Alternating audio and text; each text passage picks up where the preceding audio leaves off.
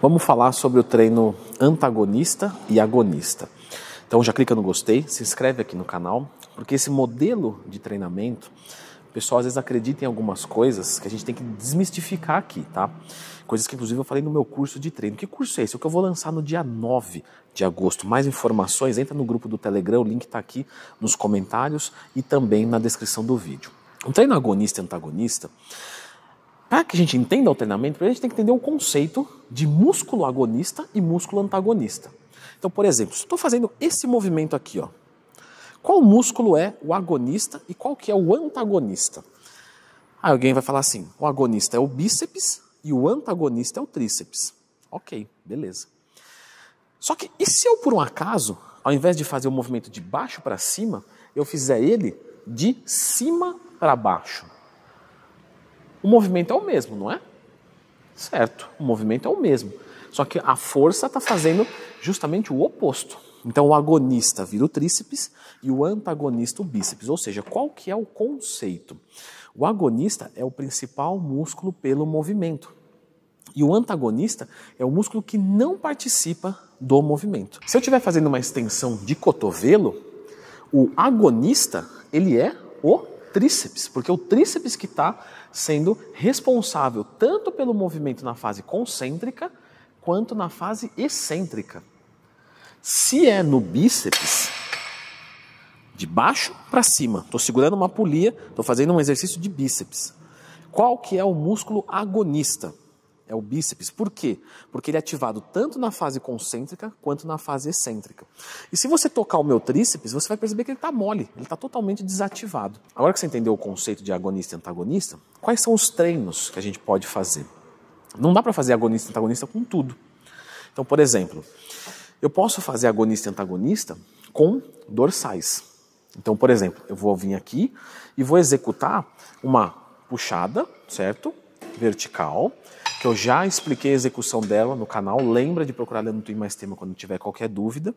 E sem descanso, eu vou executar um exercício de peitoral, que pode ser um supino, pode ser um crucifixo, que inclusive está carregado de peso pra caramba, não estou conseguindo fechar, ótimo.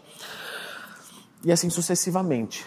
As pessoas têm uma sensação, um entendimento, que o músculo agonista e antagonista, eu preciso fazer o mesmo movimento, só que ao contrário. Isso é muito verdade quando a gente está fazendo exercícios de bíceps e tríceps, né? Então o bíceps daqui, eu vou puxar aqui. Aí eu venho no tríceps, cabo, desço aqui. Ah, beleza. Eu vou fazer o bíceps aqui. Agora eu vou fazer o tríceps. Aí o tríceps eu vou segurar aqui e vou fazer assim.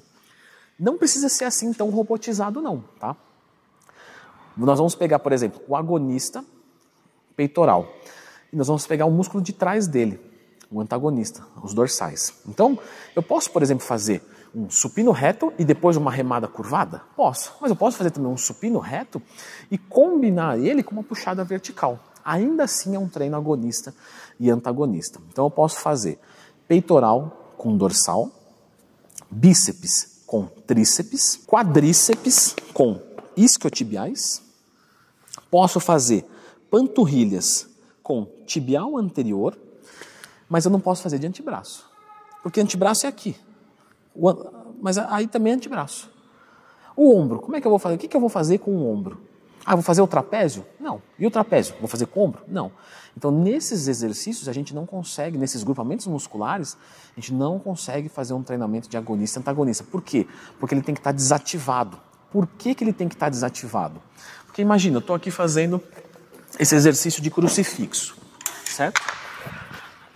Se eu estou fazendo aqui o crucifixo, está desativado as minhas costas.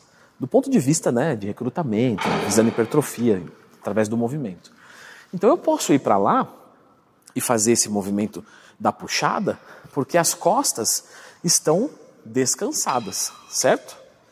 Agora, se eu for fazer, por exemplo, tem gente que eu já vi fazendo, né? Já aconteceu de aluno meu, né? Claro que não sobre a minha tutoria, que fazia treino agonista e antagonista, ele fazia, por exemplo, elevação lateral, e depois fazia remada alta, um de ombro e um de trapézio.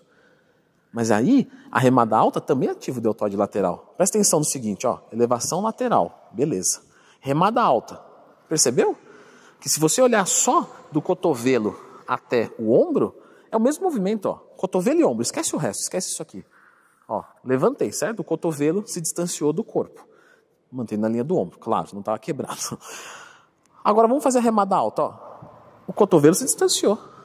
Ou seja, como é que eu vou ir para um exercício que eu já estou cansado do outro? Isso quase que vira uma pré-exaustão. Então você não consegue fazer. Outro também que não dá são os exercícios de glúteos. Tá? Os glúteos também a gente não consegue. E os exercícios de abdômen dá para fazer com a parte lombar. O que agora a gente tem que falar aqui, né? Primeiro, pessoal, o treino agonista e antagonista, ele não melhora os resultados. Por quê? A gente tem uma falsa sensação que fazendo a rosca direta e depois indo para o tríceps, eu vou crescer mais. Ah, porque o que acontece? Vamos lá, explicações que a gente costuma ouvir. E se você pensa assim, não fica preocupado. Ninguém te ensinou isso. Né? Não teve na escola, então não tem problema a gente tá enganado. A gente não pode continuar enganado. Aí não. Ó, tô fazendo aqui o bíceps. Aí depois vou para o tríceps. Aí o pessoal fala assim, ah, mas sabe o que é? É que enquanto você está fazendo o bíceps, você está trabalhando o tríceps, ó. Você não está trabalhando o tríceps, ele está desativado. A gente já conversou sobre isso.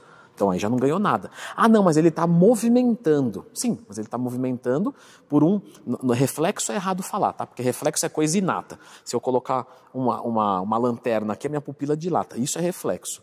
O que a gente está falando aqui é de um movimento de tabela. É isso que a gente está falando aqui. Então o tríceps, ele está movimentando, mas ele não está fazendo força. E esse alongamento, isso não tem diferença nenhuma.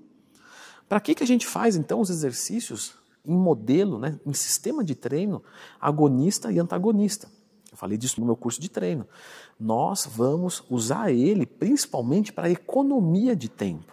Ah, não, Leandro, mas eu percebo que quando eu faço um treino de bíceps e tríceps no dia, ele dá um pump. Mas quando eu faço ele agonista e antagonista, ele dá um pump maior. Sim, porque quando você faz o bíceps, você tem o pump do bíceps. Quando você vai para o tríceps, você começa a perder esse fluxo sanguíneo do bíceps. Porque conforme vai passando o tempo que você não dá estímulo, ele vai saindo, é normal, isso é um processo normal. Se você faz alternado, você segura pump maior nas duas regiões. Então, para o pump, é melhor. Mas, não o pump muscularmente localizado, o pump como um todo, num contexto geral. Então, não é mais eficiente para hipertrofia. A gente usa o treino agonista e antagonista para economia de tempo, principalmente. Pô, preciso fazer um treino de bíceps e tríceps, eu preciso subir o número de exercícios porque é um músculo fraco meu, e agora eu preciso ficar quase 1 hora na academia e eu só tenho 40 minutos. Vamos fazer ele conjugado, enquanto um descansa, o outro está trabalhando. Num músculo pequeno, galera, isso vai muito bem, tá? Pode fazer sem medo. Só que, quando você vai para um músculo grande, se você não tiver um condicionamento cardiorrespiratório, um condicionamento sistêmico, coração, pulmão, troca gasosa, você começa a ter prejuízo para a hipertrofia. Então vamos assumir que eu vou fazer, por exemplo, para quadríceps e isquiotibiais. Então eu vou lá e faço um leg press, empurro, coração saindo pela boca. Eu saio do leg press e vou fazer um stiff. Eu não consigo, as pernas já estão cansadas, eu já estou cansado. E aí eu faço menos repetições, coloco menos carga, isso vai prejudicar o processo de hipertrofia. Então o treino de agonista e antagonista, em músculos grandes, não é utilizado. Qual é o outro ponto que eu posso usar? Vamos assumir que eu não estou treinando para hipertrofia, ainda que ela vai acontecer porque eu estou trabalhando com pesos, mas eu quero melhorar o meu condicionamento. Aí sim é legal. Então eu vou fazer um agachamento livre, beleza, e vou fazer o stiff. A carga que eu vou pegar é menos importante. O que importa é eu forçar o meu sistema cardiorrespiratório. Eu prolongo mais o tempo de tensão do meu organismo como um todo e isso melhora a capacidade respiratória, capacidade pulmonar, capacidade coronária, para eu ter mais adaptações crônicas de longo prazo, funcionais, boas, visando muito mais um condicionamento físico do que uma condição morfológica, aumento de massa muscular. Arnold fazia agonista e antagonista e o Arnold é o Arnold. Mas a gente tem que trabalhar aqui com a ciência. Então hoje a gente tem estudos mostrando tudo isso que foi falado aqui, tá? Não se sinta desprestigiado porque eu falei mal do sistema. Na verdade eu só falei o que é. E ele tem sim o seu uso. Eu uso com os meus alunos da consultoria. Só que são casos específicos, ok? Pessoal, dia 9 de agosto, Lançamento do meu curso de treinamento, link do Telegram aqui nos comentários. Dá uma conferida neste vídeo aqui para você aprender um pouquinho sobre esse assunto que é muito importante também.